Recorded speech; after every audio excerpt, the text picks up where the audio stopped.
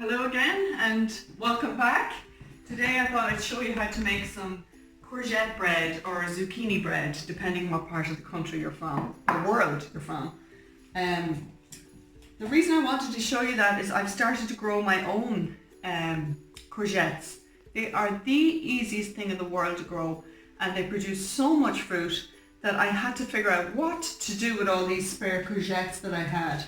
So I googled it and found out that I could make a beautiful banana, it's kind of between a banana bread and a carrot cake type of cake. So the other thing you can also do is you can actually grate them up and freeze them and have them all through the winter for your bolognese sauces and stuff like that. So moving on, I have my plain flour here, and I have to look at the recipe here. I have 400 grams of plain flour. I have, how much caster sugar? 300 grams of caster sugar and 100 grams of demerara sugar. You should be able to get that in most supermarkets. It's the kind of sugar you usually have with your coffee. So I'm going to give them a stir around. I went off coffee for Lent and just back on it again, and it's delicious. But I have to say, it's keeping me awake at night.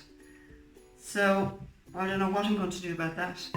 Anyway, the other thing I'm going to add here is some spices. In here I have a teaspoon of cinnamon, a quarter of a teaspoon of ground cloves, and I'm going to pop them in there. And I'm going to grate a fresh nutmeg. If you've never done this before, it's actually a very satisfying thing to do. This is a fresh nutmeg, and I'm just going to grate about a quarter of a teaspoon in there.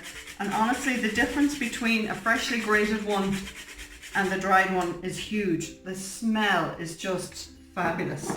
Next thing I'm going to add is 1 teaspoon of bicarbonate of soda, a half a teaspoon of baking powder, and 1 teaspoon of salt. Just pop that in there as well. And I'm going to give them all a good stir around together.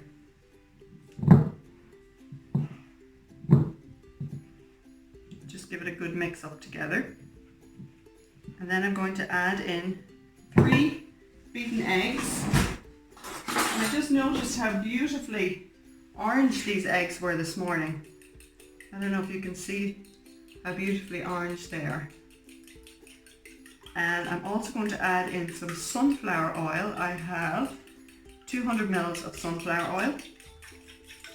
And I have a teaspoon of vanilla. Again, vanilla makes the world a better place. So I'll pop that in there. And my sunflower oil. I'm going to give that all a big stir. And then I grate my courgette in here. Now I'm doing this by hand today, but sometimes if I'm making this this is a great tray bake as well. If you have a big crowd that you have to make something nice for, I would use my food processor to grate courgettes for me. Or if I was, harvesting them and I wanted to grate and freeze them, I would use my grater function on my food processor. But honestly, they're quite soft. It doesn't take that much time. And if you're growing them in the garden and you find that you've left them a little bit too long in there and they're very seedy on the inside, you can just pop the seeds out and grate the rest of it. And I'm making a fine mess here, but that doesn't matter. That's all part of cooking, don't you think? So I'm just going to bring the camera down here so you can have a better view of what I'm doing. So just recheck the recipe there, and there should be 2 teaspoons of vanilla. The old eyesight is not what it used to be. And I'm also going to add 75 grams of chopped pecans. Now, as I said before in another video, I like to use pecans instead of walnuts in a recipe because I just find they don't go rancid as quick. So I'm going to stir all this around and get it everything mixed through nicely. This makes 2 tins, 2 pound loaf tins But today I thought I would make one in a loaf tin and put the other into a square tin for you to see that you can actually freeze that one and then have it in there for whenever you need a cake really quickly. The other thing that is great about this cake is if you wrap it up in cling film, it actually keeps for 10 days. Can you believe that? And actually it's one of those cakes that's super moist that oh, do you know, oh yeah. Sorry, I thought I forgot to put eggs in, but I did. I have them in there. Flip senior moment again. Anyway, what was I saying?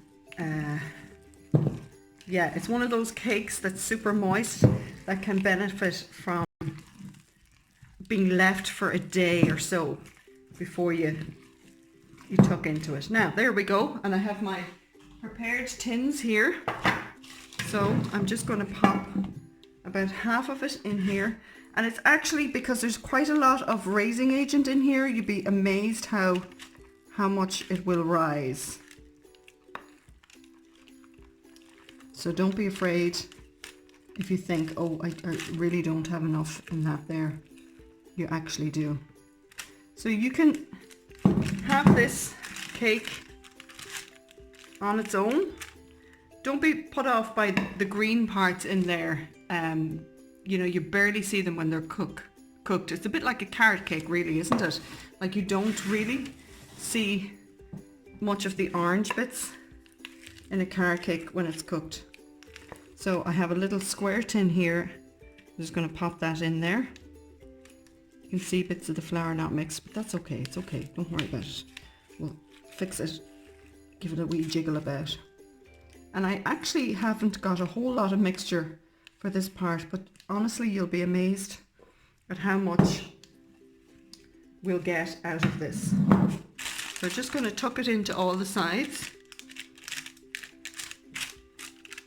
Just give it a wee flick with your wrist like that to get it moving. See that? And we have a nice cake for the oven. This goes into a quite low oven. It's 150 degrees. It's already preheated. And I bake it for about an hour to an hour and a quarter. And then I'm going to stick a skewer in the middle. So it's a really low bake. Be right back. I thought I'd show you really quickly how to make a cream cheese frosting for the top of it if you want it to be more like a carrot cake. I have 50 grams of butter in here that's been at room temperature. That's pretty important.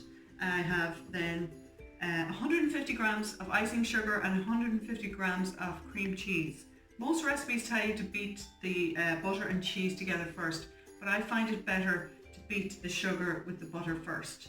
So you just pop it all in there. Put it on a low heat, low speed, and just beat it together. The cream cheese to it and beat it together until it just, on a very low speed, until it just all comes together nicely. The loaf tin, that took a good hour to cook, but I discovered that this one here took a lot less to cook because it's spread out more. So that was done in just like 20-25 minutes. So now I'm going to just show you really quickly how to ice the top of it. I've let it cool down. And you know, as you can see, it's moving all around the place. So here's a top tip. Just put a little splash of it down there, the cream cheese frosting, and that'll help it to just steady and stick on a little bit. I flicked over the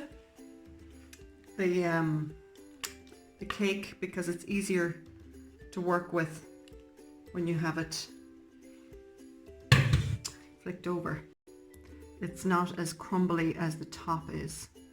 So that is basically your courgette cake. I don't know about you, but that just looks delicious to me. We love cream cheese frosting, so I actually doubled the measurement that most recipes call for because we just can never get enough of it. And there you go. How easy was that? Super easy, super delicious. Thanks so much for watching, and I hope to see you all again tomorrow. God bless.